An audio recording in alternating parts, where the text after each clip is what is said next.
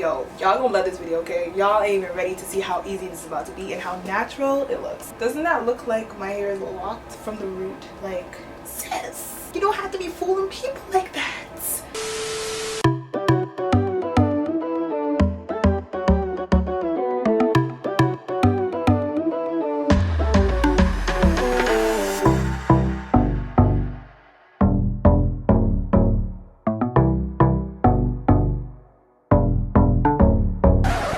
Hey yo, it's Ari. Ella couldn't make it, but I could take a message. Hey yo, what's poppin', everybody? It's your girl Ariel, aka Ari, coming right back at you with another video. And today I'm so excited because yes, I am back with another super easy, no skill required crochet tutorial. And y'all gonna love this one, okay? This style, minus the cornrows, could take 20 minutes to do. Today's a little bit different because I'm not gonna just show you guys the styling process. Thanks to Princessa Beauty Supply Store. That's my local beauty supply store right here in Montreal.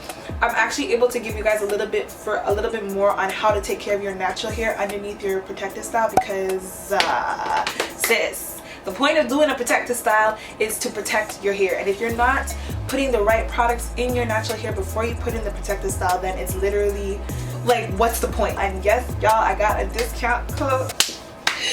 I got a discount code for you for 15% off everything in this video. Anyway, that's enough yibber yabber. Let's just get into this video. But first, make sure you subscribe and follow me on Instagram, okay? And subscribe to my new YouTube channel where I do things other than hair over there. So yeah.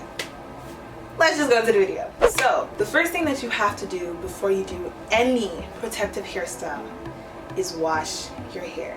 Most protective styles that we do, let's be honest, we're keeping it in for about like a month, maybe more, maybe less. And we want to make sure that our scalp is clean, our hair is clean, because there's going to be a lot of buildup of oils and all that throughout the time we're going to have the style in. And if you do it on a dirty scalp, then you're basically clogging up your scalp. I don't know if pores is the right word. We gonna say the pores of your scalp are gonna get clogged up with all of that oil, dirt, particles, dead skin, maybe dandruff. You don't want to start off with a dirty scalp because it's just gonna stump your growth. Stump? Is that a word?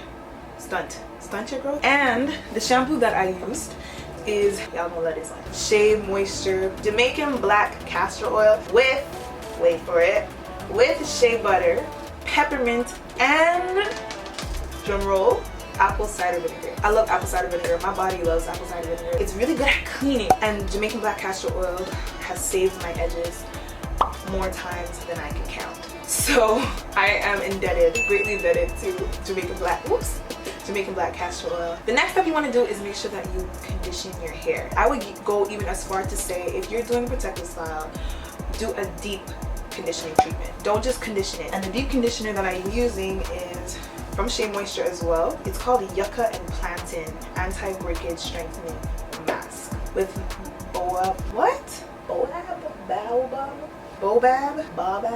I can't pronounce this word and I will no longer try. But whatever, oil and cilantro extra.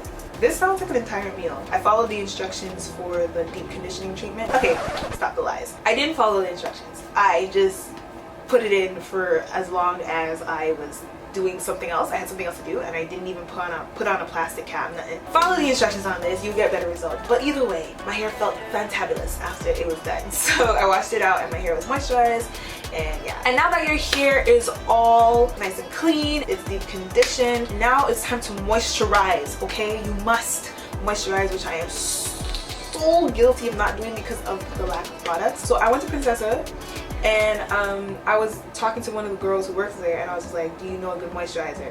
And she was like, I got you. And she pulled this bad boy out right here. Guys, the search is over. My mission is complete. I have found a moisturizer that actually moisturizes my hair. I'm even gonna spray some right now because it's just so good. You just spray it in. It works. That's all I have to say. Now, finally, now that you have the moisture in, you need to seal in that moisture. It needs the oil to just hold it in. Like, it's just there and then you just need oil to just...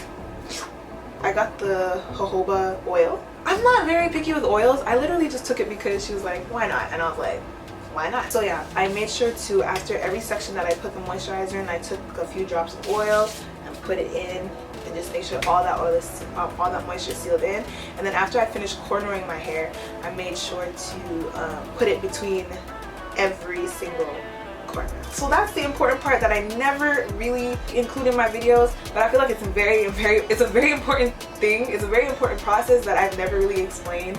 So I'm explaining it now. Okay, so you can't come after me if you're saying that your protective style did not protect your hair because you didn't do what I just said. So hopefully that was helpful. All of those products you can find at Princessa. Let's talk about the actual protective hairstyle now. We're using locks, and I got this here. I decided to do individual locks in the front using the Jazz Nicole method, and I did regular cornrows in the back and around. Now, I'm not gonna lie, the cornrow foundation that I laid took me some time. I'm not a great braider, y'all already know that. That took me a hot minute. That should have taken me like that should have taken me like 10 minutes, maximum 15, bro. That took me, I don't know how long that took me. And that was because I didn't do straight cornrows going straight back because I really wanted to be able to put this up in a ponytail. So it was between doing individuals or doing the right cornrow design. So that took me forever. So if you want to do that method and you're not a great braider, I highly suggest you find someone to do that for you. Or just do the individuals around. Flat twisting is an option. The only problem with doing flat twists at the back is that it could easily slip out, I find, if there's too much weight. If your hair is as short as mine. If your hair is longer with no problem, you can do flat twists. Flat twists are always an option. Your hair won't loose out. But if you have an undercut like me, that was a total accident. It's not even I don't know if to call it an undercut because it was really an accident. I didn't mean to cut it. But yeah, so that was a challenge for me. So I'm gonna leave you guys, and yeah, I'll be back at the end.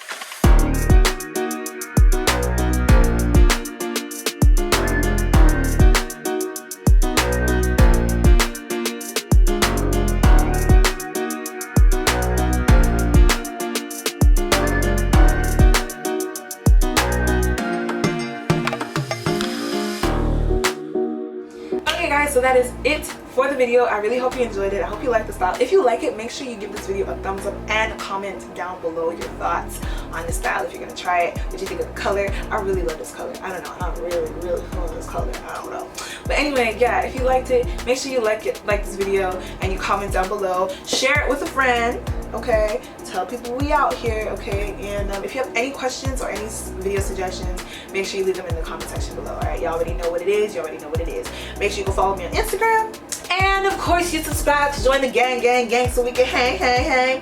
Hey, I'm gonna catch y'all in the next video. Peace.